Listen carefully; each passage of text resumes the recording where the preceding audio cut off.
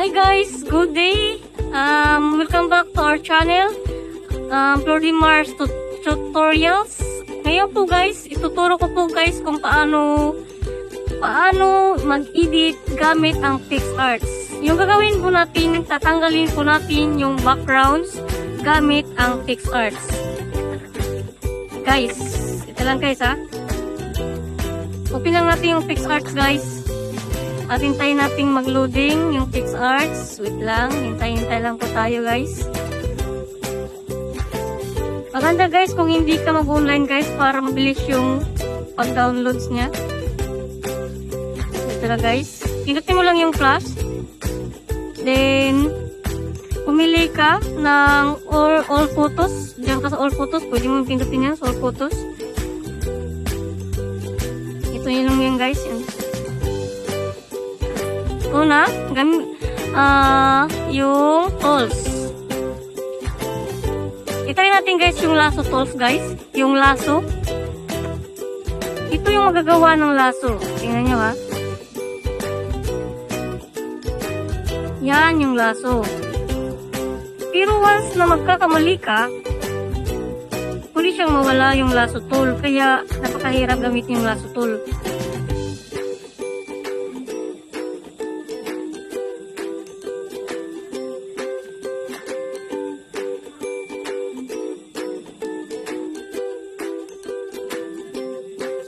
Gagamitin natin guys yung brush na lang guys. Yan guys.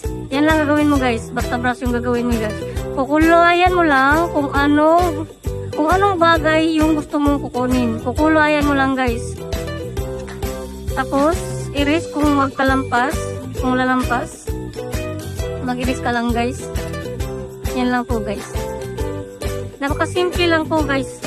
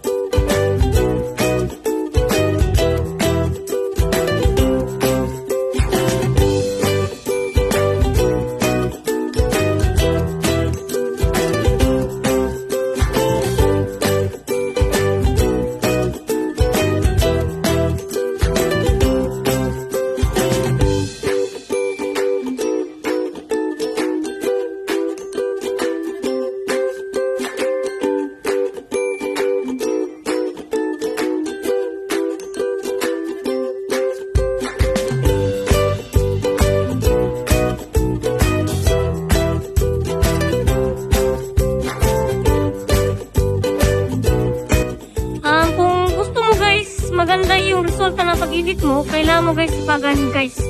Kailangan dito ng tiyaga sa pag-edit guys. Kasi kung dali-dali kang mag-edit kasi guys, yung resulta ng pag-edit mo, may mga lampas-lampas. At yung mga nagkakamali guys, hindi mo na mababalikan kung nagmamadali ka.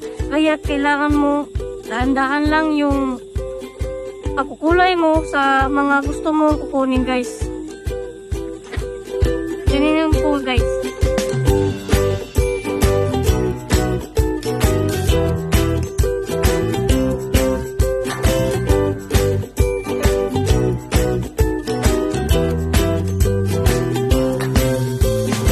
Okay guys, ito na po yung resulta guys ating kinunang guys ng background guys. Tingnan nyo guys. Diba? Ang ganda ng resulta guys. Okay guys, salamat sa panonood guys. Hanggang sa muli po guys. At huwag kalimutan po mag-subscribe para po sa mga susunod na mga videos. Maraming salamat sa panonood.